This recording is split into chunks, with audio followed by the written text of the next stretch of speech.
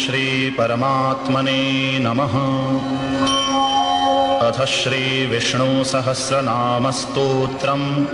ॐ विश्वं विष्णुर्वषट्कारो भूतभव्यभवत्प्रभुः भूतकृद्भूतभृद्भावो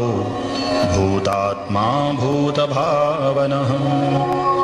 भूतात्मा परमात्मा च मुक्तानां परमागतिः अव्ययः पुरुषः साक्षी क्षेत्रज्ञोऽक्षर एव च। योगो योगविदां नेता प्रधानपुरुषेश्वरः नारसिंहवपुः श्रीमान् केशवः पुरुषोत्तमः। सर्वः शर्वः शिवः स्थाणुः भूतादिर्निधिरव्ययः सम्भवो भावनो भर्ता प्रभवः प्रभुरीश्वरः। स्वयंभूः शम्भुरादित्यः पुष्कराक्षो महास्वनः अनादिनिधनो धाता विधाता धातुरुत्तमः। अप्रमेयो ऋषिकेशः पद्मनामोऽमरप्रभुः विश्वकर्मा मनुस्त्वष्टा स्थविष्ठः स्थविरो ध्रुवः। अग्राह्यः शाश्वतः कृष्णो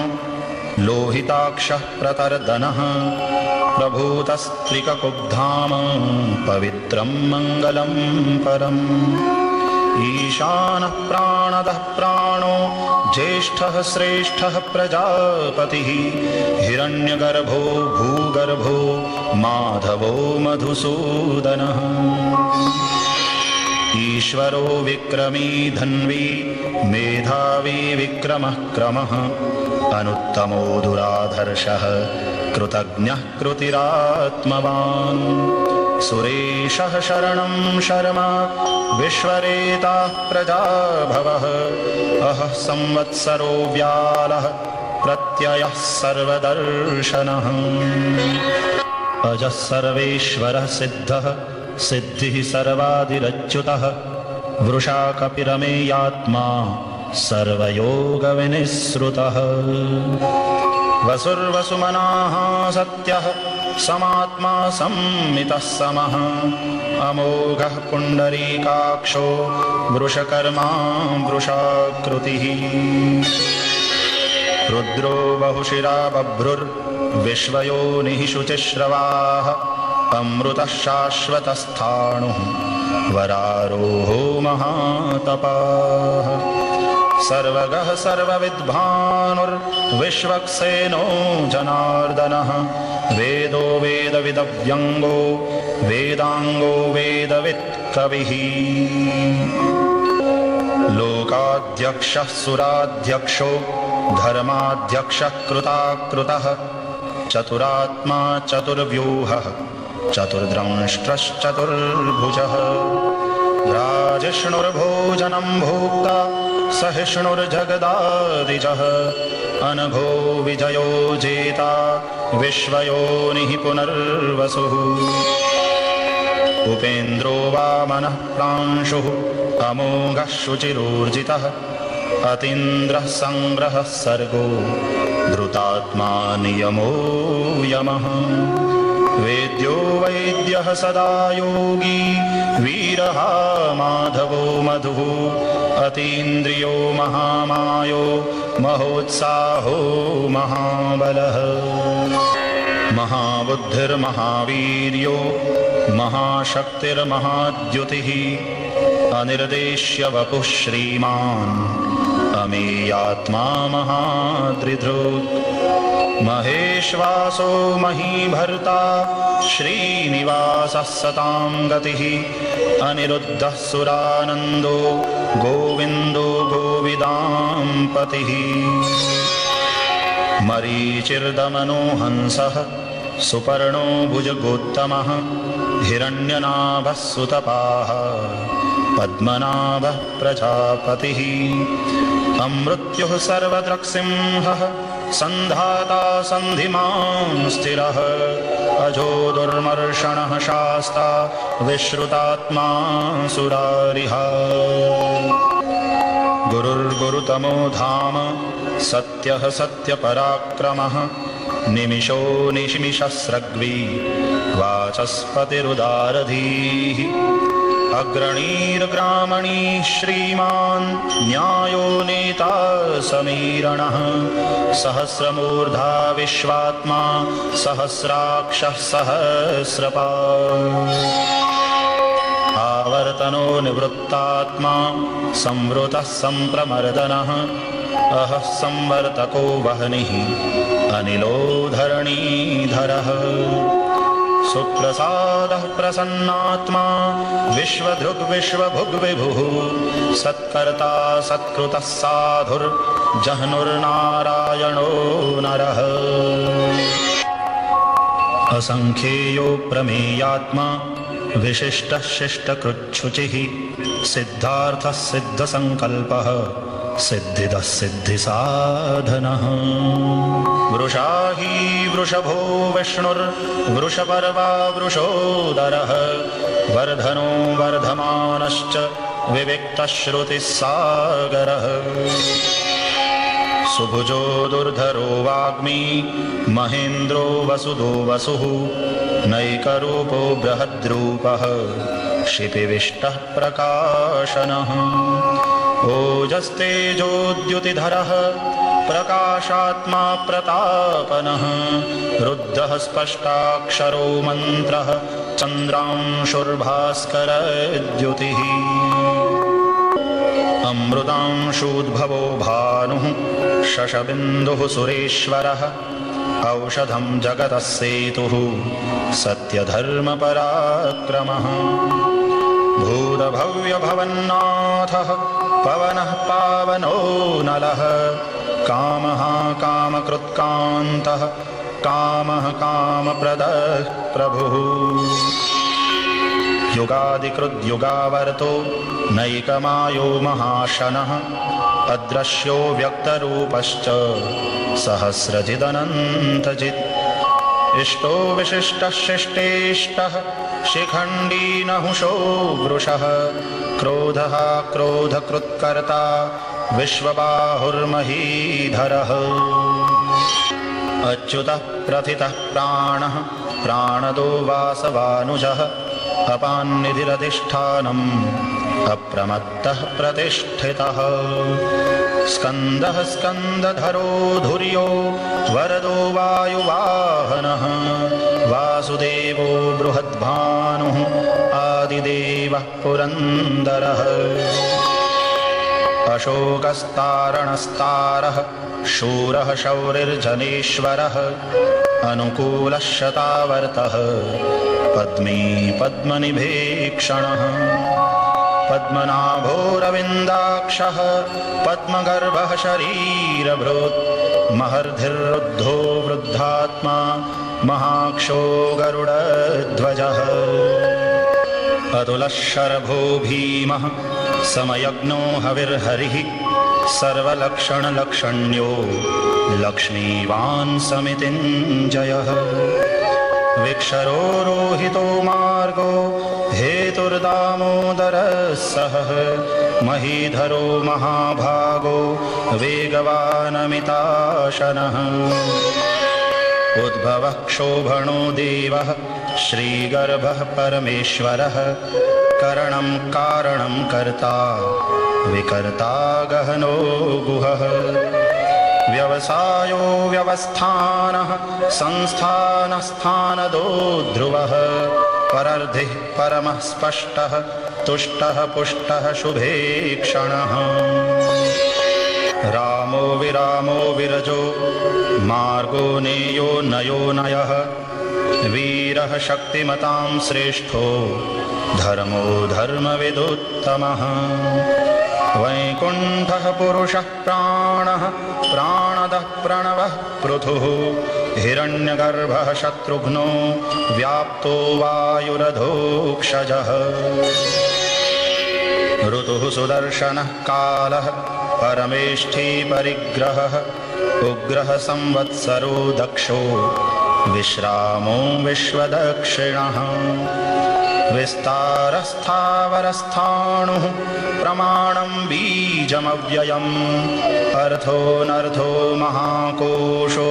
महाभोगो महाधनः अनिर्विण्णः स्थविष्ठो भूर्धर्मयूपो महामखः नक्षत्रनेमिर्नक्षत्री क्षमः क्षामः समीहनः यज्ञ इज्यो महेज्यश्च क्रतुः सत्रं सतां गतिः सर्वदर्शी विमुक्तात्मा सर्वज्ञो ज्ञानमुत्तमम् सुव्रतः सुमुखः सूक्ष्मः सुघोषः सुखदः सुहृत् मनोहरोजितक्रोधो वीरबाहुर्विदारणः स्वापनः स्ववशो व्यापी नैकात्मानैककर्मकृत् वत्सरो वत्सलो वत्सी रत्नगर्भो धनेश्वरः धर्मगुप्धर्मकृद्धर्मी सदसत्क्षरमक्षरम् अविज्ञाता सहस्रांशुः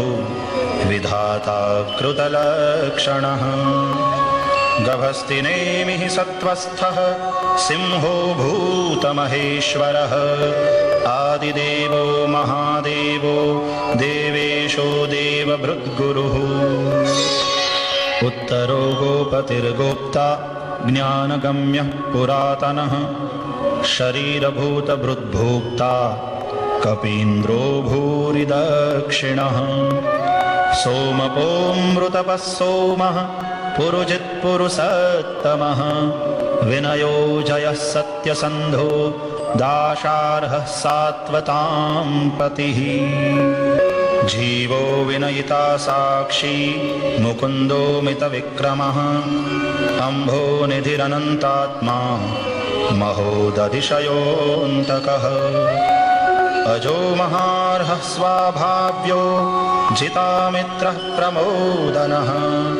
आनन्दो नन्दनो नन्दः सत्यधर्मा त्रिविक्रमः महर्षिः कपिलाचार्यः कृतज्ञो मेदिनीपतिः त्रिपदस्त्रिदशाध्यक्षो महाशृङ्गः कृतान्तकृत् महावराहो गोविन्दः सुषेणः कनकाङ्गदी गुह्यो गभीरो गहनो गुप्तश्चक्रगदाधरः वेधास्वाङ्गोजितः कृष्णो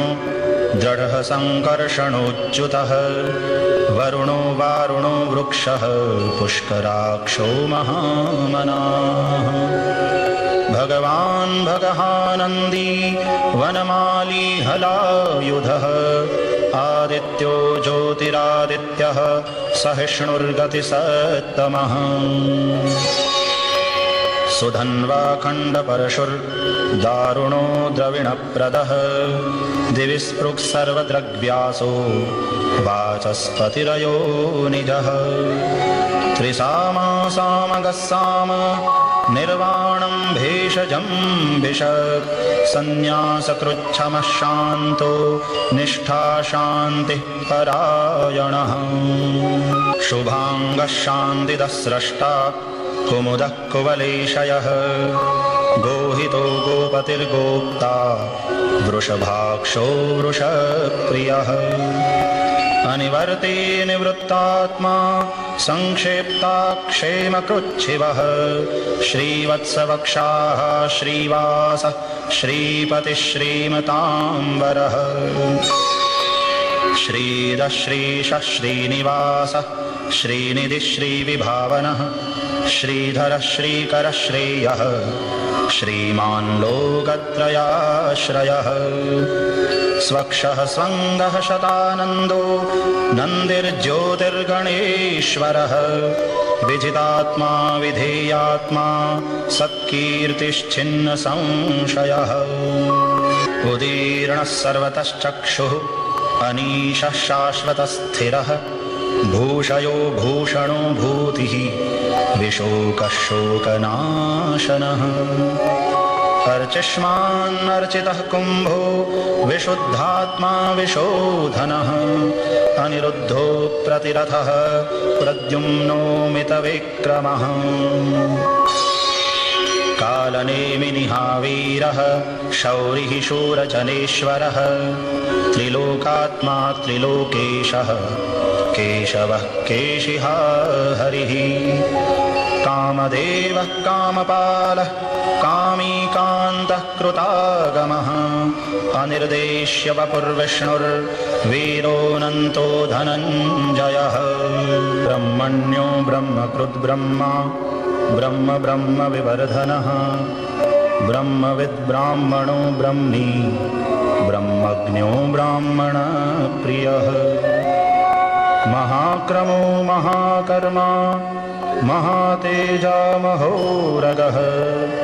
महाक्रतुर्महायज्वा महायज्ञो महाहविः स्तव्यस्तव प्रियस्तोत्रं स्तुतिस्तोतारणप्रियः पूर्णः पूरयिता पुण्यः पुण्यकीर्तिरनामयः मनोजवस्तीर्थकरो वसुरेता वसुप्रदः वसुप्रदो वासुदेवो वसुर्वसुमना हविः सद्गतिः सत्कृतिः सत्ता सद्भूतिः सत्परायणः शूरसेनो यदुश्रेष्ठः सन्निवासः सुयामुनः भूतावासो वासुदेवः सर्वासु निलयो नरः दर्पः दर्पदो द्रप्तो दुर्धरोधा पराजितः विश्वमूर्तिर्महामूर्तिः दीप्तमूर्तिरमूर्तिमान् अनेकमूर्तिरव्यक्तः शतमूर्तिः शताननः एकोनैकः सवहकः किं यत्तत्पदमनुत्तमम् लोकबन्धुर्लोकनाथो माधवो भक्तवत्सलः सुवर्णवर्णो हेमाङ्गो वराङ्गश्चन्दनाङ्गदी वीरः विषमः शून्यो धृताशीरचलश्चलः अमानीमानदो मान्यो लोकस्वामी त्रिलोकधृक् सुमेधा मेधजो धन्यः सत्यमेधाधराधरः तेजो वृषोद्युतिधरः सर्वशस्त्रभृताम्बरः प्रग्रहो निग्रहो व्यग्रो नैकशृङ्गो गदाग्रजः चतुर्मूर्तिश्चतुर्बाहुः चतुर्व्यूहश्चतुर्गतिः चतुरात्मा चतुर्भावः चतुर्वेदविदेकपात् समावर्तो निवृत्तात्मा दुर्जयो दुरतिक्रमः दुर्लभो दुर्गमो दुर्गो दुरावासो दुरारिः शुभाङ्गो लोकसारङ्गः सुतन्तुस्तन्तुवर्धनः इन्द्रकर्मा महाकर्मा कृतकर्मा कृतागमः उद्भवः सुन्दरः सुन्दो रत्ननाभः सुलोचनः अर्को वाजसनः शृङ्गी जयन्तः सर्वविजयी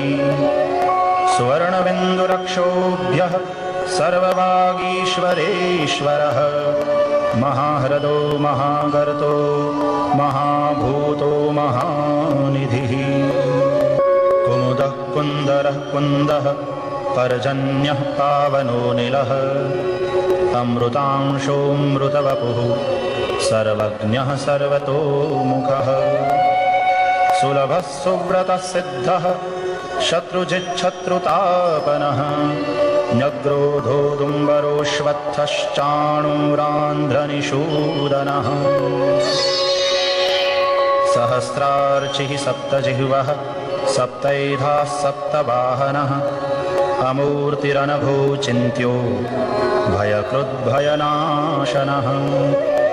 अणुर्बृहत्कृशः स्थूलो गुणभृन्निर्गुणो महान् अद्रुतस्वद्रुतस्वास्यः प्राग्वंशो वंशवर्धनः भारभृत्कथितो योगी योगीशः सर्वकामदः आश्रमश्रमणक्षामः सुपर्णो वायुवाहनः धनुर्धरो धनुर्वेदो दण्डो दमयिता दमः अपराजितः सर्वसहो नियन्ता नियमो यमः सत्त्ववान् सात्विकः सत्यः सत्यधर्मपरायणः अभिप्रायः प्रियार्होर्हः प्रियकृत्प्रीतिवर्धनः विहाय सगतिर्ज्योतिः सुरुचिर्हुतभुग्विभुः रविर्विरोचनः सूर्यः सविता रविलोचनः अनन्तो हुतभुग्भोक्ता सुखदो नैकजोऽग्रजः अनिर्विण्णः सदामर्षि लोकाधिष्ठानमद्भुतः सनातनतमः कपिलः कपिरव्ययः स्वस्तिदः स्वस्तिकृत् स्वस्ति स्वस्ति भुक् स्वस्ति दक्षिणः रौद्रः कुण्डली चक्री विक्रम्योर्जितशासनः शब्दातिगः शब्दसः शिशिरः शर्वरीकरः अक्रूरः पेशलो दक्षो दक्षिणः क्षमिणाम्बरः विद्वत्तमो वीतभयः पुण्यश्रवणकीर्तनः उत्तारणो दुष्कृतिः पुण्यो दुःस्वप्ननाशनः वीरः रक्षणः सन्तो जीवनः पर्यवस्थितः अनन्तरूपोऽनन्तश्रीः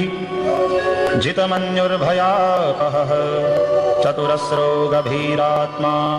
विदिशो व्यादिशो दिशः अनादिर्भूर्भुवो लक्ष्मीः सुवीरो रुचिराङ्गदः जननो जनजन्मादिर्भीमो भीमपराक्रमः आधारनिलयो धाता पुष्पहासः प्रजागरः ऊर्ध्वगः सत्पथाचारः प्राणदः प्रणवपणः प्रमाणं प्राणनिलयः प्राणभृत्प्राणजीवनः तत्त्वं तत्त्वविदेकात्मा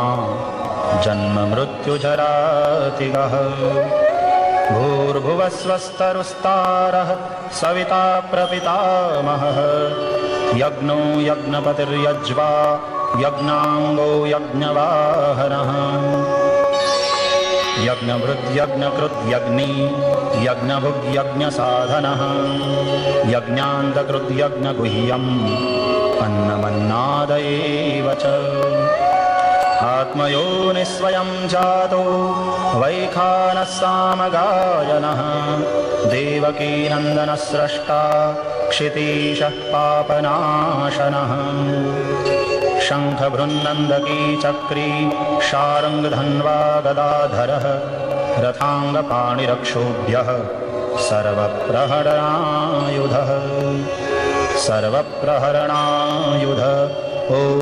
नम इति।